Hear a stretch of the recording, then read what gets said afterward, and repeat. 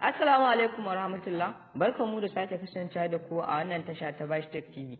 A bidiyon mu ne na zo mana da wasu sababbin sirruka ne guda uku a WhatsApp wanda za su burge duk wani mai amfani da WhatsApp kuma za su ƙara sa ka ji daɗin amfani da WhatsApp sosai da sosai. Abu na farko zan nuna mana yadda za ka ɓoye lasin ɗinka ma mutum ɗaya. Na san kowa ya san yadda zai ɓoye lasin amma a wannan bidiyon zan nuna mana yadda za ka ware wani guda ɗaya kamar wani relatives naka idan baka so ya lokacin da ka sauka a WhatsApp. Zan nuna maka yadda za ka ware iya shi kaɗai ɗin nan ka hana shi ganin lasin ɗinka amma kuma ragowar context ɗinka na WhatsApp duk za su ga lokacin da ka sauka daga WhatsApp. Sai kuma abu na biyu shine wanda ma ya fi bada mamaki zan nuna maka yadda za ka ɓoye profile picture ɗinka wato DP na WhatsApp. Za ka ware wata namba ita ma nan ma guda ɗaya ka hana ta ganin wannan DP ɗin naka amma kuma su ma ragowar context ɗinka kowa yana da damar da zai ga wannan DP ɗin naka banda wannan namba guda ɗaya da ka ware. Sai kuma abu na uku a wasu lokutan za a ga cewa muna so mu yi uploading na status amma kuma status ɗin muna so ne mu tura saƙon ma wani. To a wannan bidiyon zan nuna maka yadda zaka tura status ma mutum ɗaya. Idan ka tashi tura status ɗin zai je ne kawai zuwa ga wannan mutum ɗayan da kake so ya ga status ɗin naka.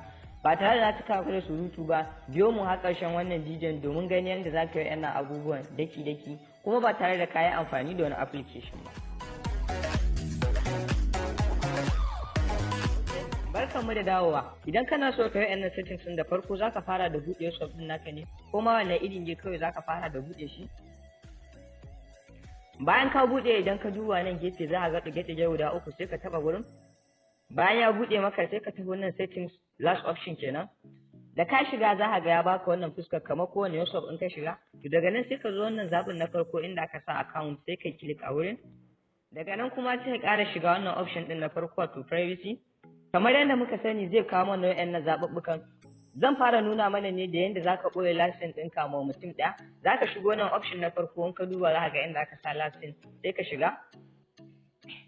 Daga nan zai kawo ka wannan fuskar sai ka shiga wannan option ɗin nan. Yana wucewa da kai a nan za ga ya kawo maka jerin lambobinka sai ka zaɓa dot number ce baka so ta ga lokacin da ka sauka online. Kamar mu yanzu za mu gwada da wannan number.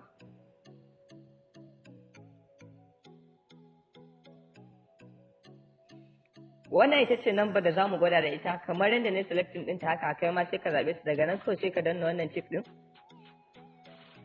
Da kayi haka shi kenan kowane friend ɗinka na WhatsApp zai ga lokacin da ka sauka online amma kuma ban da wannan number. Sai kuma abu na biyu da zan nuna mana wato yadda za ka yi hiding na DP ɗinka profile picture ma mutum ɗaya shi ma za ka zo wannan option ɗin na biyu sai ka shiga.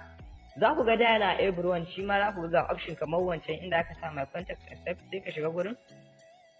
Nan ma sai ka zaɓi wannan lambar kamar yadda kuke gani yanzu na riga na zaɓe ta kai ma sai ka zaɓi lambar da baka so ta ga DP ɗin naka sai kai click a wannan tick ɗin na ƙasa. Daga nan shikenan wannan lambar da kake gani ita kaɗai ce ba ta ga DP ɗinka ba amma ragowar contact ɗinka na WhatsApp duk za su ga profile picture da kasa. Sai kuma abu na ƙarshe da zan nuna mana wato idan kana so kai uploading na status amma status ɗin naka ya kunshi wani sako da iya mutum ɗaya ne kake so ya gani to shi ma zaka fara ne da zuwa ka shiga nan inda aka sa ma status. A da za ka ga option biyu ne kawai to shi ma nan sai ka zo ka shiga last option inda aka sa only share with. Da zarar ya wuce da kai nan ma sai ka zaɓi number da kake so ita kaɗai ce za ta ga wannan status ɗin nan kamar yadda kuke gani gashi na zaɓa bayan duk ka gama zaɓen lambobin kawai sai ka danna OK. Daga nan kuma sai kai click a nan ƙasa inda aka sa don. Da zarar ka yi haka shikenan lasin ɗinka kowa zai gani amma ban da wannan number. Haka DP ɗinka wannan number ce kawai ba za ta gani ba. Kuma status idan kai uploading babu wanda zai ga wannan status ɗin sai wannan number.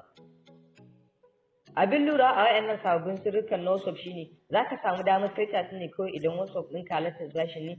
Ina nufi idan WhatsApp ɗinka tsoho ne dole sai ka fara yin updating ɗin shi sannan shine za ka ga wayannan settings ɗin sun bayyana sai ka sassaita su. Ina fata ka ji daɗin wannan bidiyo kada ka manta dan Allah ka danna mana subscribe sannan ka danna alamar ƙararra ka saki all. Idan har ka ji daɗin bidiyon nan dan Allah ka danna mana alamar like. Nagode sai mun haɗu da ku a bidiyo na gaba.